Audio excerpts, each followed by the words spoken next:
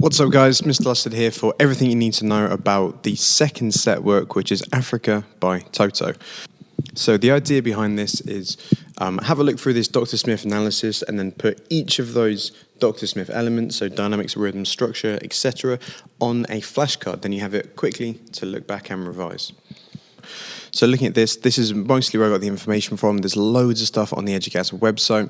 There's also the score that we've done, which is highly annotated, that you can find a lot of key points from. So please make sure you have a look at that as well. And also, if you have a look in the SharePoint, there is some lessons that we've done on Africa that are uploaded for you to have a look through. General notes.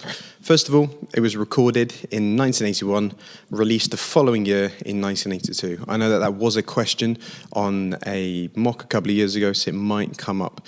It's in the soft rock / pop rock genre, and all the members of Toto were actually famous session musicians, which means they would come in and play on other people's songs, be given a brief description before they created the band.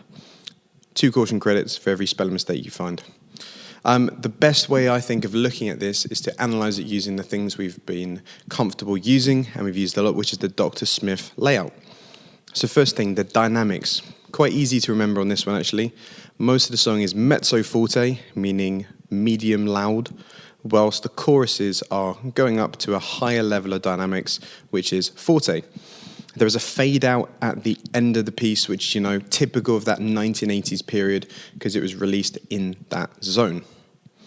Rhythm is another important aspect. That is the next one. Throughout the entire piece is in a 2/2 time signature. This is shown with this little C with a line through it, which stands for cut common. Common time being 4/4. This one split down into 2/2. Is sometimes marked there. The intro features this syncopated pattern, the ba-ba-ba-ba-ba-ba-ba. Really interesting kind of pattern here, starting with this dotted crotchet and then all 8th notes kind of half spaced out. So here we're on every offbeat here. This second section of this, because this is riff number A, this is riff number B, is featuring these ostinato rhythms, these da-da-da-da-da, straight quaver rhythms. So interestingly, Educast, the board, have split this riff, the intro, into 2 sections. The ba-ba-ba-bum-ba-bum-bum-ba, which is what they are calling riff A, and then the do-do-do-do-do-do-do-do-do-do-do, which is riff B, which is that second section. The syncopation continues in the vocal melody throughout the entire piece. Structure. Now, this is the entire structure. I think this is a really good and valid one to put down on a flashcard. We have the intro, which is a combination of riff A and B, 8 bars in total, because it's that 2-bar phrase repeated 4 times. So the entire section is 8 bars, repeats that 2-bar phrase 4 times.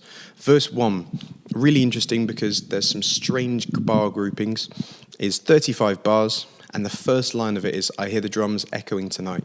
If you get played it on your exam, you might get hit with a random section and you will not really, unless you know the song and you know there's key lyrics to jump into, you're not sure if it's the first verse or the second verse. So the first verse, the key phrase is, I hear the drums echoing tonight. That is the first line of it.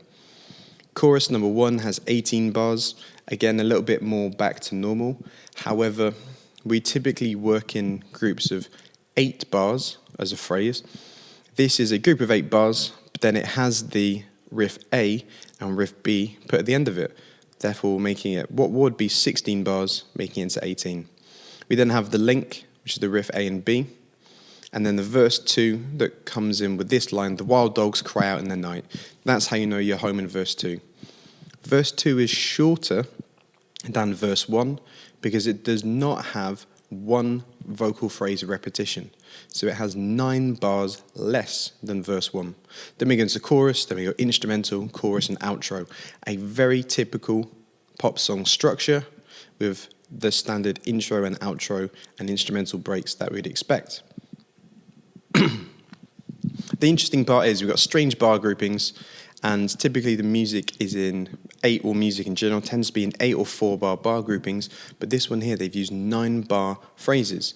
So the vocals are kind of over in 7 bars, and then we have that ba-da-ba-bum-ba-dum-bum-ba, da-da-da-da-da, that repetition of riff A and B again. So, melody. The vocal melody for Africa is conjunct throughout the entire piece, which means it has very small movement between the pitches and the notes. It is also syllabic, meaning there is one vocal syllable per note. There is occasionally used the B pentatonic scale, and the notes are all diatonic, meaning they are notes from the scale. The chorus's vocal has a very limited range of note. It sits on that A, the tonic note, and then descends at the end of the phrase. So that's typical because we're now in that different key. The final chorus section features really, really high-pitched vocal improvisation that is not written on the score. These improvisations extend into very high male pitch range. The verse being quite medium-pitched, the chorus being high, and then the outro being really high. Instrumentation. So we have a typical rock band with drum kit. That's drum kit. Additional percussion. We've got lead guitar, bass guitar, synthesizers, male lead vocals, and male backing vocals. They are mid-pitched in the verses, higher in the chorus, and then the final chorus, there's high improvisation at the end. Chorus has a higher pitched vocal, and the first phrase is sung as solo. The second time it repeats, there's a duet, and the third and fourth, there are 3 parts. So each time it repeats, it picks up until we get to that. So it picks up layers of harmony until we get to that third repetition. The texture of the entire piece is homophonic. There's a main vocal melody, not vocal melody, with accompaniment. In this case, it is the bands that are playing this. This applies to the entire piece and does not change. The tempo of the piece is moderately fast, or, if you want to use some Italian terminology, moderato. That is marked on the score. It does not change, so if you get asked the question about what is the tempo in this passage, or add the tempo, the correct tempo, it is moderato. The harmony is in 2 major keys. First of all, it's in B major, and then it actually goes down a tone for the chorus and A major for that section. So it goes down a tone into A major. The harmony is diatonic throughout, meaning use all of the notes of the chords. The verse and intro in B major, choruses modulate down to A again, right? The key thing here, 1 chord per bar harmonic rhythm, meaning that every bar has a different chord. These are the chords for the verse, and actually these are really worth putting down on a flashcard so you can remember them. The ones here on the left are the number of the scale that chord would be, and then this second one here is whatever the actual chord is. So for example, this is the first chord of the scale, and it's saying here B major. There's no M that would signify a minor, so it's just B major. This one here, D sharp minor, G sharp minor, and it's saying it's the 1, 2, 3 of the key. Over here, we get this chord where it has a D in it. This one has a C in it. What this means is, it is the inversion of that chord. So this would mean that the lowest note would be whatever the 4th note is. So it's the 4th passage of that. So if this chord, B, C, D, E, F, so in this case it's F sharp, so it'd be the 4th note of the F sharp 9 chord. It would be the lowest note. This one here, you're playing a B chord, and you're playing F sharp in the bass. You're playing an A chord, you're playing an E in the bass. The chorus harmony is much more simple. It starts on this chord. These are all primary chords, as opposed to these use both secondary and primary chords. You can see here, 1 primary. Where else you find one? Actually, it's just literally that one. 6, which is the relative minor, and then 1 here. So 2 primary chords, the rest being secondary. These ones are all primary chords, meaning they're chords 1, 4, 5, and in this case, the relative minor, number 6.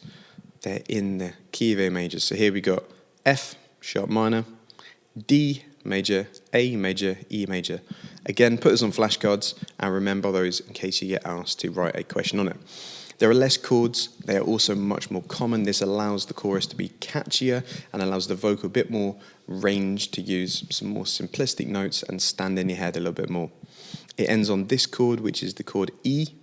This is a pivot chord because it's in both the keys of A major and B major.